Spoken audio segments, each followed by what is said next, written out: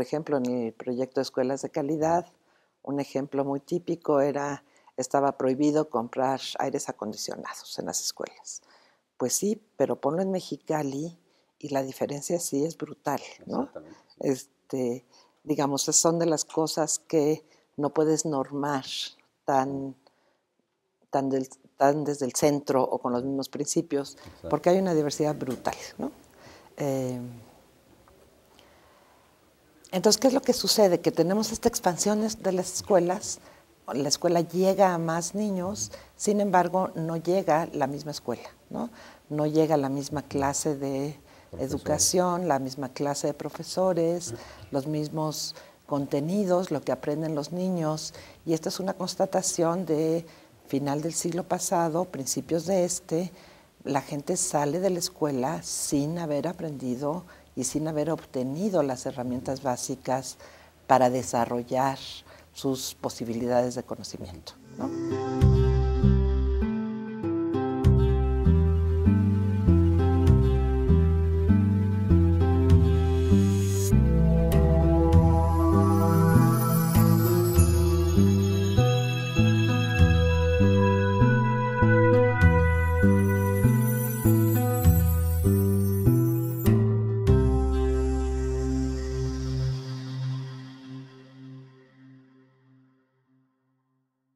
Iniciamos con esta nueva cápsula de la serie La Educación al 100, conmemorativa de los 100 años del artículo 3º en la Constitución Mexicana de 1917.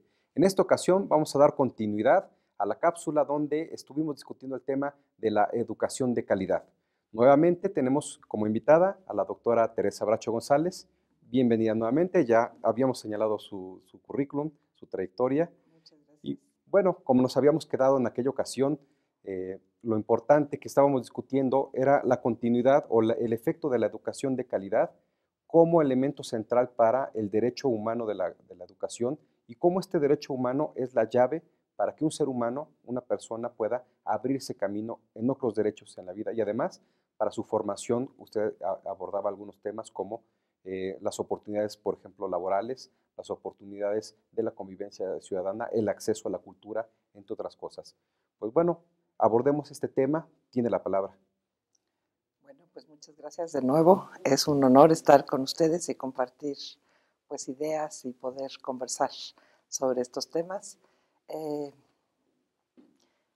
Antes de atacar directamente el derecho a la educación, cuando se introduce la noción de derechos, lo que significa, vuelvo a insistir en este tema porque es muy importante, se le reconocen al individuo como persona, ¿sí? Las personas tienen este conjunto de derechos, son inalienables, no hay nada que pueda contradecir este derecho y el Estado no otorga los derechos, sino los reconoce como derecho humano, ¿sí? Entonces, ese es un punto que creo que es importante pues, para poder entender todo lo demás, ¿no? El otro tema es, sí, si la educación es el porqué de la educación, para qué de la educación, y por qué y para qué de la educación de calidad, ¿sí? Como ya habíamos señalado antes, el tema de la calidad ha estado implícito siempre en la educación, ¿no? Nunca se pudo haber pensado en ofrecer educación sin calidad. Lo que fue sucediendo fue una especie de vaciamiento de las credenciales, vaciamiento de la labor educativa en el sistema educativo. Y por eso la importancia de que al incluirse como parte del derecho, como algo fundamental a lo que las personas tienen derecho, todas las personas en el territorio nacional, nos lleva a poner énfasis en qué queremos decir con educación de calidad, ¿sí? El tema fundamental es cómo orientarnos hacia allá, cómo orientar las acciones del Estado, es decir, quien es titular de las obligaciones, todas estas acciones del Estado, a garantizar que en efecto haya una garantía de ejercicio del derecho y que genere las condiciones para que en la educación se obtenga el desarrollo de las personas de tal manera que sea capaz de ejercer los otros derechos, ¿no? Como lo decíamos ya también, desde antes estaba ya implícito que uno obtiene un certificado, este tiene un valor en el mercado, tiene un valor para obtener un empleo o para obtener un ingreso, ¿no? Pero al ser llave de otros derechos se convierte en un asunto realmente fundamental porque nos remite a la parte, digamos, valoral del para qué, ¿no? De a dónde quiero llegar con la educación. Y al querer explicitar con la noción de calidad el hacia dónde, ¿sí? Tenemos que pensar no solo en educación, sino en todo lo demás, ¿sí? El máximo desarrollo de las personas a través del máximo aprendizaje, a través del máximo beneficio del sistema educativo. Pero ¿para qué es eso? Es para que sean personas libres, es para que sean personas, digamos, voy a poner un término que es difícil de medir y que no pretendo desarrollar, pero para que puedan desarrollar una vida feliz, una vida satisfactoria a cada uno de ellos. En la medida en que la educación logre desarrollar habilidades, desarrollar vías, caminos, capacidades de selección, de elección consciente, de rutas de vida, ¿sí? Puedes garantizar que los sujetos ejerzan libremente la clase de vida que quieren vivir, ¿sí? Y esta es una noción muy clásica, en palabras pues más sencillas, pero es una noción clásica de teoría de justicia, ¿sí? Así es. En donde voy a tratar de no reproducir literalmente las referencias porque no me las puedo saber todas de memoria, pero la idea básica es que el Estado adquiere legitimidad si, solo si, es capaz de garantizar el máximo desarrollo de los sujetos, ¿sí? Garantizar la máxima equidad, que significa darle a cada quien lo que requiere, ¿sí? Por fortuna, a mí mis maestros no insistieron en que dibujara, porque yo era una pésima dibujante, ¿no es cierto? No Mis habilidades no eran esas, pero nunca hubo, digamos, no todos tenemos que ser pintores, no todos tenemos que ser académicos, pobrecita de la sociedad si todos fuéramos académicos. Sí.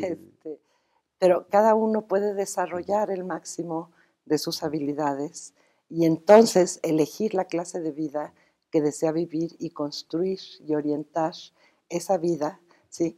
Entonces, al desarrollarte, por un lado, en la garantía de equidad en la oferta, digamos, en lo que desarrollo del máximo de tus habilidades, y luego el respeto profundo del Estado a la libertad de los sujetos para vivir la clase de vida que quieren vivir para contribuir a su sociedad, ¿sí?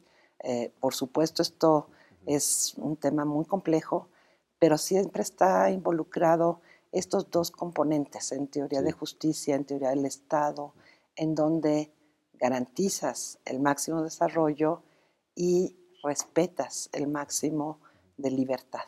Entonces son temas complicados, por supuesto, pero que realmente nos tienen que mover a que todos nuestros niños puedan tener ese ejercicio y garantía de derecho y, por supuesto, pues la garantía de los docentes, por ejemplo, lo que veíamos hace rato de la vocación o lo que se llama esta pasión que tiene el maestro porque el niño aprenda a escribir, que aprenda a leer, que aprenda ciencias básicas. Digamos, esto cuando uno lo ve en la práctica, ¿no?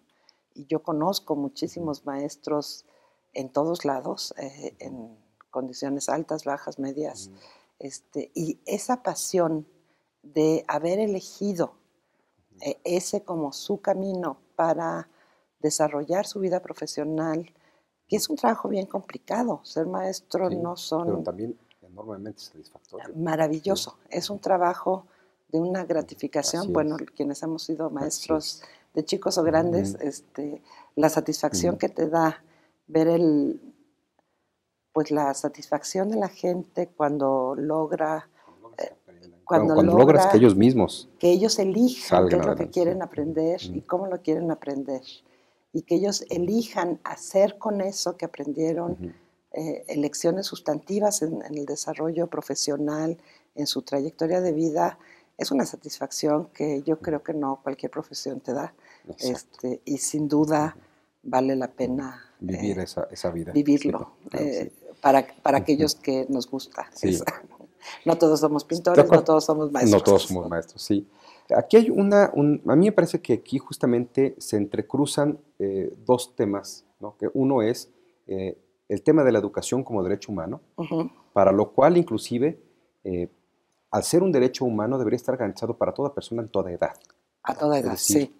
Yo podría tener, o cualquier persona que pudiera tener inclusive estudios de posgrado, Sí. podría debería encontrar la posibilidad de seguir desarrollando ese derecho, de seguirse educando en múltiples campos, con las condiciones adecuadas. Ahora, pero, digamos, en el tema de la calidad, y usted dígame si estoy ya divagando, en el tema de la calidad, la Constitución solamente se circunscribe a la educación obligatoria. Ok. Pero ¿qué es lo que sucede? Supongamos que solo se circunscribe a la educación obligatoria. Número uno, antes quisiera hacer otra aclaración que es muy simpático porque tenemos un Estado que le encanta generar rezago, ¿no? Al mover los estándares constitucionales de obligatoriedad cuando todavía no ha alcanzado el nivel ese que nivel, se compromete. no ha alcanzado esa cobertura y entonces produce un rezago. Porque como bien lo señalas, la obligatoriedad no es para los niños en edad escolar o para los jóvenes en edad escolar, es para cualquiera, para toda persona que vive en el territorio nacional, ¿sí? Sea de cualquier nacionalidad, sea de cualquier edad, de cualquier nacionalidad, pero que está en el territorio mexicano, tiene ese derecho. Que se cruzan dos temas. Uno, que es el tema de la educación como un derecho humano, que corresponde a una reforma diferente, vale decirlo, pero que compromete, ¿no?, el garantizar las condiciones para que una persona de cualquier edad, en cualquier ámbito de la educación. A la obligatoriedad. Sí. Ok, lo que pasa es, mira, yo fui muchos años experta y estudiosa de la educación media superior y me queda muy claro que no todo el mundo quiere hacer estudios de educación superior, ¿sí? O porque no les interesa, o porque no les gusta, o porque tienen en ese momento condiciones restringidas para continuar sus estudios. O tienen interés en algún oficio. O tienen interés en desarrollar un oficio que es tan digno como para ese entonces, por ejemplo, ser maestro era una carrera de nivel medio superior. Antes del 92. Sí, del 84. Del 84, O sea, ya tengo unos años trabajando en este asunto. Lo crucé con el 92, que fue lo de la alianza. Sí, fue la alianza. Digo, el acuerdo nacional. Sí, y la noción de calidad se introduce desde el programa de modernización educativa del 89, se ratifica en la alianza del 92, digamos, ya es un concepto que ha venido jugando un papel en el diseño de políticas. Pero con relación a la obligatoriedad, no solo, yo no tengo por qué obligar a un chavo de 24 años a que esté inscrito en la escuela, ¿no? Me parece que la obligatoriedad tiene sus límites, ¿no? Lo que está detrás de la obligatoriedad es cuánto requiere el Estado para formar a sus ciudadanos y qué clase de ciudadanos quiere como para que se inserten en una economía, en una sociedad productiva, estable, ¿no? Y la definición hasta el nivel medio superior creo que difícilmente se va a cambiar. Probablemente ya estoy muy viejita y dentro de 50 años se cambie, no lo sé, ¿no? Pero bueno, porque no significa que uno deje de aprender, ¿sí? También el ser viejita me da el que, bueno, todavía no tan viejita, pero como para seguir aprendiendo todos los días, ¿no? Esta parte de las cosas que te enseña la educación es aprender, y aprendes eternamente, digamos, aunque no certifiques Ujú. tus conocimientos en un sistema formal. Entonces, lo que hay que garantizar es eso, Ujú. hay que garantizar la fortaleza de las habilidades y formación básica, Ujú. ¿no? No como educación básica, sino las habilidades Sí. básicas de los ciudadanos como para insertarse en la vida productiva y seguir aprendiendo a lo largo de su vida. Ujú. Esto es algo que pues lo hemos vivido en nuestra generación sin duda, ¿no? Hemos tenido que aprender cosas que no existían, a usar computadoras, Ujú. digamos, alguna vez mi hija me decía, oye mamá, porque cada vez que me preguntaba Ujú. si en mi época había computadoras cuando Ujú. yo era niña, decía, no, mijita, eso no. Ajá. ¿Había refrigeradores, mamá? No, sí, eso Pues sí, sí. mijita. Ujú. Hemos Ujú. tenido que movernos, Ujú. ¿no? Pero el saber movernos, el saber aprender todas estas Ujú. herramientas, pues es algo que caracteriza al ser humano, Sí. y que no se puede negar, ¿no? Que no se puede coartar. Ujú. Pero el reto de la política educativa también tendría que atender, supongo, porque como bien lo señala usted desde la sesión anterior, Ujú. que es difícil pensar la educación sin calidad. Es Es casi imposible imposible, ¿no? pensar la O sea, noción de educar sin educación calidad, sin calidad. no tiene mucho sentido, ¿no? Es decir, que No, alguien vaya a la escuela y no aprenda, no sí, tiene mucho sentido. Entonces, cuando se garantiza el derecho a la educación como derecho humano, por lo tanto, toda persona, más allá de la educación obligatoria, tendría, debería tener garantizado a través del Estado ujú, que reciba la educación cuando ujú, la necesita. Entonces, también tendría que tener, por lo claro, menos, un claro, nivel de calidad, y hablamos no solamente de educación claro. superior, posgrado y todo lo que pudiese entenderse como Y educación. las oportunidades para hacerlo, ¿no? O Exactamente, sea, la porque es un derecho oportunidad humano. de acudir, la oportunidad de Ujú. adquirir esos certificados. Y aquí te remito a otro teórico de teorías de justicia, Ujú. ¿no? Que lo que dice es la garantía de derecho en el nivel que se juzgue como básico, ¿no? Ujú. Como lo elemental, lo sustantivo, lo, de lo que no podemos prescindir. Ujú. Eso es la educación obligatoria, pero el acceso a educación superior, el acceso a otros bienes como accesibles a los Ujú. sujetos en la medida en que tengan la decisión de hacerlo y en la medida en que, y ahí él introduce, estamos hablando de John Rawls, Ujú. él introduce la noción de mérito, ¿no? Ujú. En la medida en que es capaz de acceder a ese servicio y cumplir, tiene Ujú. los méritos, Ujú. digamos, las capacidades para continuar en ese sistema, ¿no? Claro.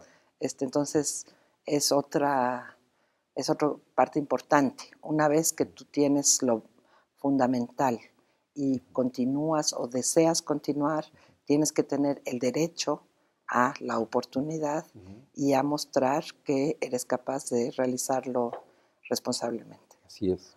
Sí, y además es el ejercicio de los otros derechos, porque Claro, una persona para poder tener un acceso más pleno, por decirlo de alguna manera, a la cultura, por ejemplo, a la música, al claro, arte, la formación en arte tendría que ser parte de su educación, sin duda. que si bien la idea de una educación de calidad es que la educación obligatoria la contenga, pero Ujú. alguien que quisiera tener más, ¿no? Y en esta idea de que ya es un derecho humano, tendría que poder acceder en cualquier momento de su vida, ¿no? Claro, en Sea cualquier hacia momento el de su final de vida. su vida, o sea en su vida Claro, adulta, o sea en la claro. educación básica, ¿no? De forma complementaria, ¿no? Es fundamental, pero la noción de obligatoriedad te remite a otro concepto que no voy a desarrollar porque no nos daría tiempo, que es el de Justiciabilidad. justiciabilidad. Justiabilidad. Justiabilidad, sí, híjole. Este, Exactamente. el tema es, una vez que está introducido como obligatorio, Sí. es demandable.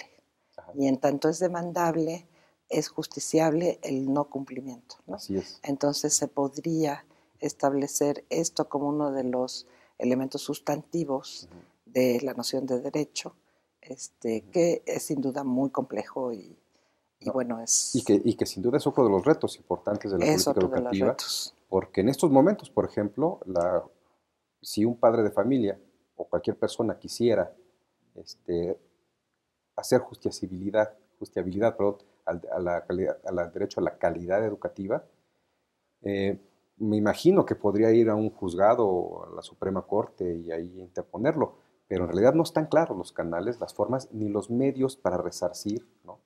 Ni la forma de demostrar esto. Entonces es muy, muy complicado. Y la imputabilidad. Por eso la importancia, perdón que te interrumpa, por eso la importancia de tener registro de ello, de poder medir y decir, esto da cumplimiento a la calidad de la educación, esto orienta hacia el cumplimiento de la calidad de la educación, esto cancela la calidad de la educación. Entonces, tener estas formas de identificar en qué consiste y tener una noción compartida en la sociedad de qué es calidad de la educación es tan importante, ¿no? Y en la justiciabilidad también es quién es responsable, porque en realidad el Estado, en su expresión ya de responsabilidades como niveles de gobierno, me imagino un caso que no pasa en México, pero si un niño por algún conflicto que no tiene nada que ver con su educación pierde 100 días de clase, también es justicia. ¿Quién es el que tiene que responder? La responsabilidad de... ¿El gobierno estatal? ¿El gobierno federal? Por ¿Quién eso tendría que responder? Es una noción mucho más complicada. Así es. Pero involucra incluso a los padres de familia, ¿no? Sí.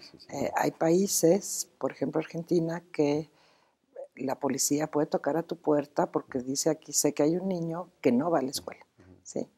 Y al tocar a tu puerta tú puedes ir a la cárcel, ¿sí? Digamos, es justiciable para todos. Entonces es muy complicado, no es un tema sencillo. Lo que es importante es sí reconocer en dónde están las responsabilidades, ¿no? La responsabilidad de dar esa oferta con estas características, la responsabilidad de los padres de enviar a los niños, la responsabilidad de los docentes de cumplir con su trabajo, ¿no? Entonces son muchos actores, como todo en la educación en México, claro. Es complicado y grande. Así es. Bueno, pues se nos está consumiendo nuevamente el tiempo. Bueno. Le agradezco mucho su disponibilidad, el que nos haya acompañado en 2 cápsulas, que bueno, para nosotros es un honor recibirla siempre. Y bueno, pues concluimos con eso la transmisión de esta cápsula. Le agradecemos nuevamente a la doctora Teresa Baracho que nos acompaña aquí en la Universidad Pedagógica Nacional. Agradecemos, bueno, el seguimiento que nos están dando las personas que ven estas cápsulas. Esperamos que sean de su interés. Y pues muchas gracias. Nos vemos en la siguiente.